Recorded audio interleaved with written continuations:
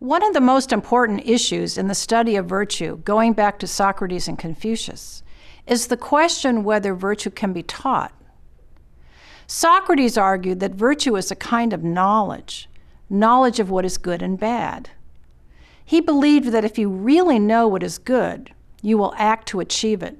Nobody does wrong in full awareness of the wrongness of what they are doing. If virtue is a kind of knowledge, it would seem that virtue can be taught. But Socrates says in Plato's Meno that virtue cannot be taught. It's a gift from the gods. This is interesting in at least two ways. One is that it is an intellectualist view of the nature of virtue. Virtue is a matter of mentally grasping what the good is. That sounds optimistic for learners of virtue, but it turns out that it doesn't work that way. Plato's Socrates does not think that we get the knowledge that constitutes virtue the way we get the date of a historical battle. It's knowledge that we had before birth, but which we forgot when we were born into a human body. Getting the knowledge that makes us virtuous, like all true knowledge, is a matter of recovering what we knew before we were born. This is interesting in a second way. It means that everyone has a dim awareness of good and evil. To me, that sounds very plausible. Aristotle's approach to learning virtue was different from Plato's, because Aristotle thought that virtue has an element of handling emotion, something that is not just a matter of knowing what is good and bad. To see how Aristotle approaches the learning of virtue, it is helpful to see the stages in between being non-virtuous and being virtuous. When we are born, we are neither virtuous nor vicious, but we have the capacity to become either one. So we start out in a neutral state. As we grow, our parents and teachers tell us what to do and what not to do, and we go through the motions of acting virtuously without inner direction. But eventually, good behavior becomes a habit, and if all goes well, habituation makes virtuous acts easier and easier to do, until eventually acting virtuously is even pleasant. Nobody is really virtuous, according to Aristotle, unless acting virtuously is like a second nature. The process of becoming virtuous explains two states in between non-virtuous and virtuous: incontinence and continence. Children do not know what virtue requires them to do, and they do not desire to do it.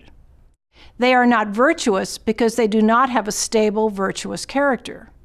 But they're not vicious either because they also don't have a stable, vicious character. They're not kind, but they're not unkind.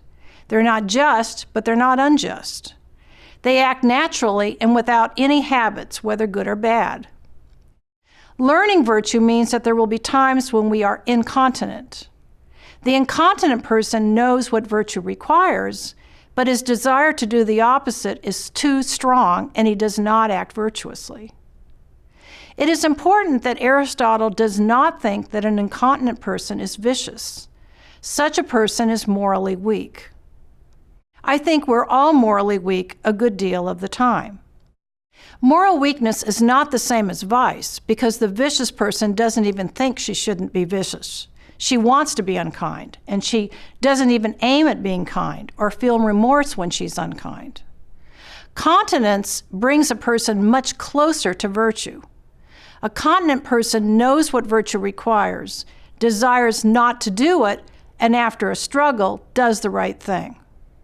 Both the continent and incontinent person struggle. The incontinent person struggles and virtue loses. The continent person struggles and virtue wins. The continent person is morally strong, but not virtuous, because a virtuous person does not have to struggle. The virtuous person has made virtuous motives as well as virtuous behavior a deep part of her character. When she acts virtuously, she's doing what she wants to do. Learning virtue is therefore partly a matter of educating the emotions and desires, according to Aristotle. How can we do that? I think that mere practice and habituation cannot explain it. We need models of what we want to be. Most of what we learn in life is by imitation, and emulation is a kind of imitation in which we try to be like someone whom we admire, who is a kind of ideal for ourselves.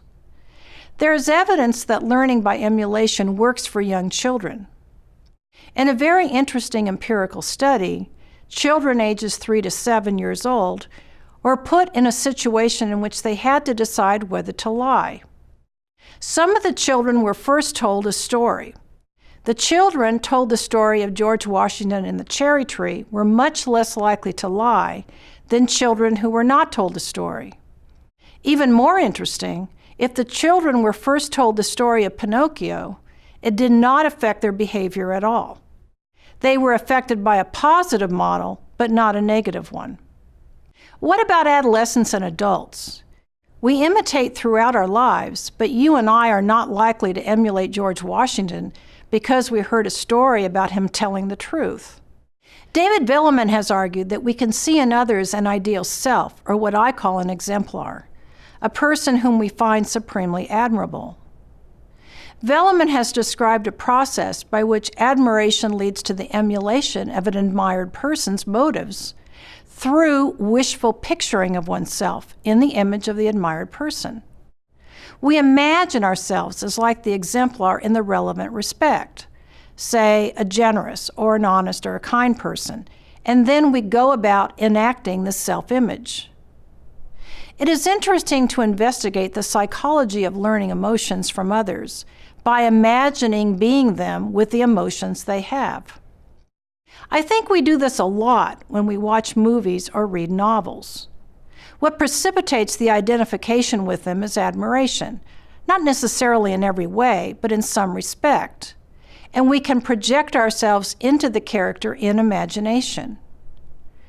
It seems to me that imagining having an emotion is not that different from actually having it. Sometimes people acquire an emotion or increase its intensity by imagining it over and over again. Unfortunately, this can happen with negative emotions. Think about how you can get angry with somebody, and by reliving the experience over and over in imagination, the anger gets stronger and stronger. But my point is that this can happen with positive emotions too. In the Analects, Confucius speaks of imagining himself as his exemplar, the Duke of Zhou. He used to dream of the Duke of Zhou frequently, and he expressed sadness when he stopped doing it so much. He associated his admiration and emulation of the Duke with dreaming of him as an ideal. It seems to me that Confucius was doing what Velleman proposes that we all do. In projecting ourselves into an image that we then enact, we gradually become the person we want to be. It seems to me that human selves are very pliable. Obviously, when we're young, we're much more pliable than when we're older. As we age, it's harder to change our character because our character has already been formed in one way or another. But there are ways we can get ourselves to grow in a certain direction. And the strategy I'm talking about in this lecture is one in which we imaginatively identify with a person we admire. Admiration is an important motive in learning virtue, but so is love and friendship. In the next lecture, we'll look at the role of friendship in acquiring virtues.